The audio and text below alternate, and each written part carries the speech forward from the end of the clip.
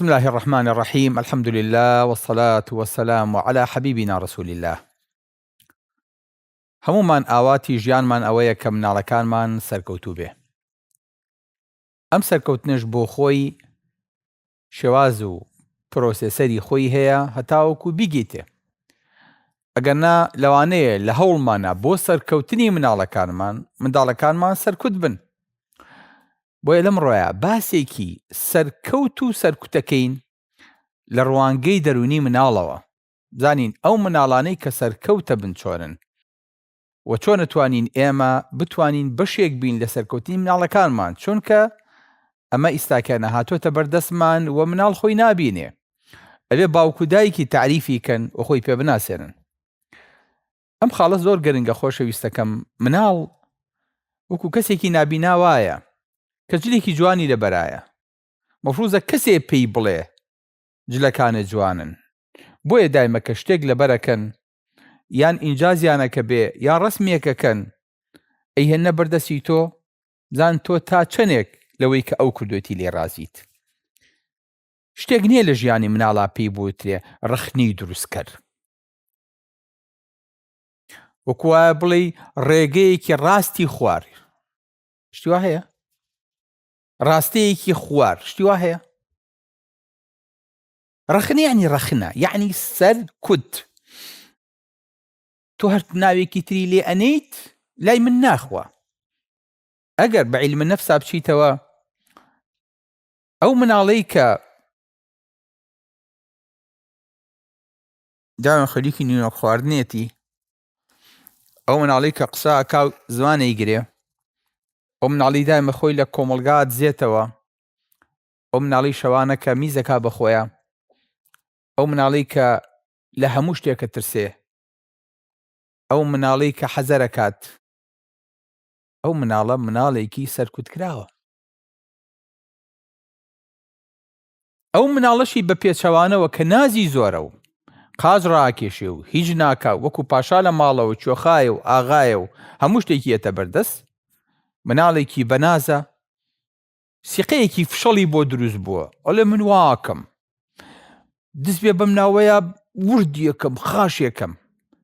ئەمە سیقەیەکی بەتاڵە لە مناڵەیە، چونکە متمانە چیە لە ئینسانە؟ متمانە ئەوەیە کە سیقە و بەخۆت بێت تواناشە هەبێ، بەڵام ئەم متمانەیەکی فشەڵە. ئەتوانێت بە قەناعەتی خۆی، بەڵام کە هاتە واقع و مەیدانەوە کە ئەبینی ئەم مناڵە هیچی لە بارانیە بەرامبەر هەموو شتێک چۆکدادا و دەسەکا بەگریان. بۆیە ئەو دایکانەیشی کە مناڵ وا پەروەرداکەن، نڕۆیت بۆستە، ئێستا خۆمیم با خۆم بگێنم، مڕۆ دەرەوە، تۆ دانیشە. ئەوە شێ بوو لەگەڵ تا؟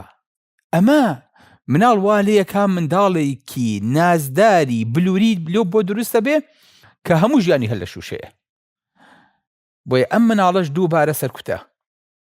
مناڵە بێت جۆرێک لە شەخسیەت و سیقەی پێبیت، مناڵە بێت دانیشێت متمانی بەخۆی پێ دروستکەی. چۆن ئەم متمانەیە دروستە بێ؟ سە چۆن ئەم مناڵە جوانانە دانیشتونە مەیسەکەی ئێمەیە. مەیسەکانی پێغەمبەری خوا صلی الله علیه وسلم ئاوا بووە. ئەمما لەبیر نەچێ یەکەم کەس دەوانەی لە دەستی پێغەمبەری خوا بە دانیشت بێ منداڵێک بووە. بۆیە زوهری بە مناڵەکانە فەرمێ خۆتان بچووک مەکەنەوە. کاتی خۆی کە عومەری کوڕی خەتاب ڕەضی الله عنه ئەگەر شتێ بەهاتایەتە پێشەوە پرس و ڕایەکی هەبوایە، منداڵی کۆ کردەوە، پرسی پێ ئەکردن بۆ ئەوەی کە قسەیان لێ وەرگێ و عەقلیشیان تاقی کاتەوە. مناڵ کە ئێوە قسەیەکە بۆ بکە، ها بڵێ تۆ زوو بکە، کاتم مەگرە. قسە بە چێ بکە مناڵ؟ یعنی مناڵە جارێکی تر چۆن لە مەزیسا ئەتوانێ قسە بکە، وەڵێ باوی ئیجازە هەیە قسە بکەم، جورئەتی نییە. بۆ چکە تۆ ئەو جۆرە نەگرتووە کە ئەم مناڵە تەعبیر لە ناخی خۆی کە ئەوەی لە دڵیایەتی بیڵێ. نان مەفروزە لەگەڵ یا دانیشیت، پرسی پێ بکەیت، قسەی وەرگریت، خۆشەویستی بیتێ. لە گەورەترین جەنگی یەکلاکەرەوەیە لە خەندەقە کە تەوقی مەدینە ئەکرێ. سەلمانە فەرمێی پێغەمبەری خوا کاتی خۆی ئێمە لە ناو فورسە ئەگەر هێرشێکمان بۆ بهاتایە خەندەقنا عەلەینا، سەنگەرمان هەڵەکەن بە دۆری خۆمانە. پێغەمبەری خوا صلی الله علیه وسلم فەرمی ئادەی خەندەق لێ بن. قسەکەی وەرەگیرێ، بۆیە جارێکی تر جورئەتەکات قسە بکاتەوە، بۆیە کە شانازیەکە هەر یەکە وەڵێ من کوڕی فڵانم، من کوڕی فڵانم. سەلمانە فەرمێ من کوڕی ئیسلامم. پێغەمبەری خوا صلی الله علیه وسلم بۆی کەس بە بێکەسی نەکا فەرمێ سەلمان و منا ئال البەیت، لەو پەڕی فورسەوە هاتووە، لەو پەڕی ئێرانەوە هاتووە، فەرمێ سەلمان لە ئێمەیە، بنەواڵی ئێمەیە. ئەوە گەورەیە کا پێغەمبەری خوا صلی الله علیه وسلم مەجیاوازە لەوەی کە کابرایەک بە عەبدێتی بە کۆیلەیی داخڵی مەدینە بووە. پێغەمبەری خوا صلی الله علیه وسلم پێ بڵێ تۆ چیت؟ کەسێک کارە بنەماڵە و قسە و ئەو نە ڕێز بۆ سەحابەکان دانێ، بلای کۆمەڵێ مناڵە تێپەڕێ. ئەنەسە فەرمێ فەسەلەمە عەلەیه، ئەمە بەکەم مەزانە مناڵێکاوە دانیشتووە تۆ سەلامی لێکی تەوقی لەگەڵاکەیت، دانوی تۆ ماچێکیت، ئەم لالەی ماچێکی وەکو پیاو حسابی بۆکی، ماشەڵڵا لەم پیاوە گەورەیە، هەر خۆت گەورەیەکی، ئەمە بەدەست تۆیە.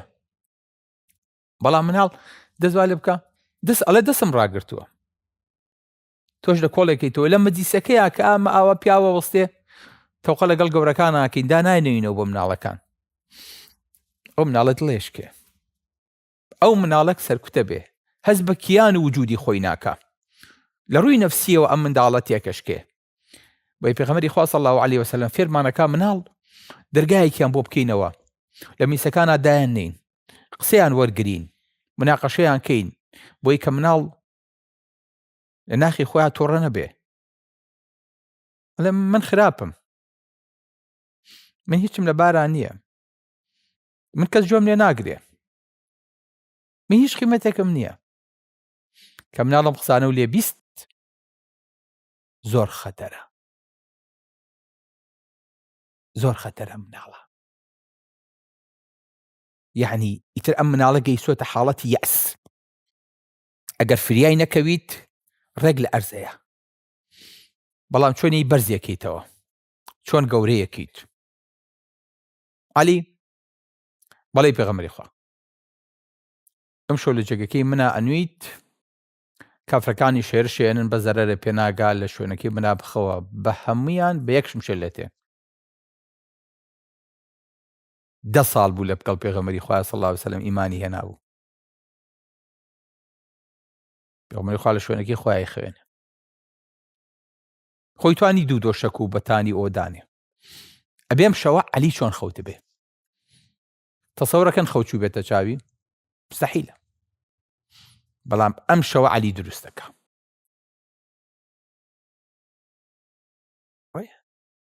هەر ناویشی عەلیە، خۆی ناوەکەی گەورەیە. دەوانەی پێغەمبەری خوا صلی الله علیه وسلم کە لە ماڵی ئەبوو تالیبا دەستی هەبوو بێ لە ناونانیە، بۆیە مناڵ لە ناوەکەیەوە دەرەکەوێت. مناڵ ئەبێ بڵند بێ، ئەبێ ئازا بێ، ئەبێ گەورە بێ، ئەبێ ئازاد بێ، بۆ ئەوەی کە مناڵەکە دروستکەیت. پێغەمبەری خوا صلی الله علیه وسلم چۆن ئێوڵەیە ئێمە و مناڵەکانیشمان دروستکە. فەرمێ المؤمن القوي خير وأحب إلى الله من المؤمن الضعيف وفي كل خير. مناڵی شکستمان ناوێ، مناڵی بێهێز و لاوازمان ناوێ، مناڵی سەرکوتکراومان ناوێ، هەردووکیشە خێری تایە. ئێمە دایمانمانەوێت کە لە مزگەوت تا دەرس بڵێنەوە و دەرسدانین بۆ مناڵەکان. بەخوا ئازار مناڵە ئەو نە فەقیرە، مەلایکەت مەرد چۆنە بەرخ چۆنە ئاوایە، بیبە بە پوشە سەر مناڵە بە پەرسەر ببڕێت چییە؟ ئێمە ئاوا ئەکەین بۆیە قیادەمان تیا هەڵناکەوێت. سیری کە بزانە مزگەوتەکە کامی زۆر عەجوولە، کامی زۆر شەڕەکات، کامی زۆر شتەشکێنێ، کامی زۆر مشکلە ئەنێتەوە، ئابچوو ئاوە بکرە بەجوێ من کە بچێ بیکرە زەرە ناکی. ئەژنا کۆمەڵێ مناڵی مەڕێ بۆ دروستە بێت تا ماویت شرکێ بەدەمیانەوە. بە کۆنگلیزی دەڵێ سپون فیدینگ. المؤمن القوي سيرك خير وأحب إلى الله من المؤمن الضعيف وفي كل خير. جاء فرميتي في غمري خاص صلى الله عليه وسلم فما احرص على ما ينفعك. فرمي مشغول ببشتك وكسودي لورقري ئەگە مناڵەکە و بە شتێکی لاوەکیەوە مەشغوڵ بوو بڵێ کوڕم ئەمەی کە ئێستا ئەیکەی ئەم یاری کە ئەیکەی ئەمەی خۆتە پێوە مۆژەکوتی ئیسفادەی لێ یەکەی ئەڵێ نەوەڵڵا دێڵی ئیحریص عەلا ما ينفعک مەشغوڵ بە بەوەی کە سوودێ پێگەیەنێ واستعین بالله پشت بەخوای گەورەش بەست ولا تعجز شکست نەخۆی الله يعني چی شکست نەخۆی نەکەویت ولا تعجز مەڵێیتر من بەخوا بووم بە ژێر باری قەرزەوە تازەیتر من ئیفلاسم کرد نە خەڵەسیتەوە من کەوتمە ساڵ لە مەکتەب جارێکتر من ئەو پلەی کە میز ناهێنم نەخێر ولا تعجز قەت شکست نەخۆیت الله سەیری ئەم کەلیمانە چەند جوانن وإن أصابك شيء ئەگەر تووشی شتێکیش بووی بڵێ چی بڵێ فلا تقل لو أني فعلت كذا وكذا لكان كذا ولكن قل قدر الله ما شاء فعل باوکە یەک کەلیمە بغەڵەت بوو دەرجەم لێشکا نە کوڕم ئەوە ئەگەر ئەو کەلیمەی غەڵەت نەبوایە ئەو دەرگایە مەکەرەوە ئەگەر بۆی خەفەت نەخوا چکە شەو تا بەیانی بەو کەلیمەیەوە ئەناڵێنێڵێ ئەگەر ئەوم غەڵەت نەکردایە دەرەجەکەم لە کولیە دابەزی بۆ کولیەیەکی تر ئەو غەڵەتم کرد دەرگای شەیتان لە خۆت مەکەرەوە چکە ئەو مناڵە بۆ حەسرەتەوە مێنێتەوە خوێندنیش تاوەکە بە قەدەری یەک چڵەپوو دڵیش پێخۆش نییە شادەیەکی ئیفۆر وەگرێتێتە ماڵەوە بۆ چکە ئەم بە شکست خواردوو ئەزانێ دایمە شتەی ڕێفیقەکانێکا کە لە کولیەیەکی بەرزترن لەو وەرگیراون ئەم ناتوانێت سەیریان کە بۆیە مناڵێ انتوایی حەسەد و حقد لە مەجلیسا قسە ناکە بێدەنگ سەرکوت کراو ئەم مناڵانە ئەناسرێ بۆیە پێغەمبەری خوا صلی الله علیه وسلم فێری کرد ئەگە مناڵەکەمان جارێ دوانسیان من ناچمەوە بۆ مەکتەب تاقەتی مەکتەبم نییە باینکی بڵێ کوڕم چییە مشکلێک و نەخۆشم ڕۆژێ دوانسیان ئەم مناڵە مشکلەیەکی هەیە یانەکو پێویست نییە لەوانەکانە یان مرتاح نییە یان ئەترسێ یان لێیەن ئەم مناڵە هێشتا بتوانەیەکی وای بۆ خۆی بۆ دروست نەبووە کە بۆ خۆی بێت و بڕوە بۆ خۆی جانتاکەی هەڵگرێ بۆ خۆی بچێتە ژێر باری ژیان بۆیە بەڕێزەکانم ئەگاتان لێبێ ئەگەرتانەوێت منداڵەکانتان دروستکەن منداڵەکانتان پیاوانە بێنە مەیدان کچەکانتان ژنانە بێنە مەیدان دایمەش لەسەر هەموو شتێ دەستخۆشیان لێکن تەشجیعیان کەن هانیان بن قسەی خۆشیان بۆ بکەن بۆ ئەوەی کە ئەم مناڵانە بتوانن دروستکەن هەر کاتێک مناڵ بە ئاراستی خۆنە خۆشخستن و خۆدان بە ئەرز و دوورکەوتنەوە لە مەجلیس و تێکەڵ نەبوونە ڕۆی بزانە خەلەلێکی هەیە بۆیە زوو فریایکەوە دەستی بگرە نێڵی بکەوێت بەرزی کەرەوە هەتاوەکو ئەیگەێنیتە ئەو لووتکەی کە پلانت بەداناوە وەگەرنا مناڵ نەبە لێدان نەبە ڕەخنە نەبە سەرکوتکردن سەرکەوتوو نابێ. سەلام عەلەیکوم وەڕەحمەتوڵڵاهی وەبەرەکاتوه.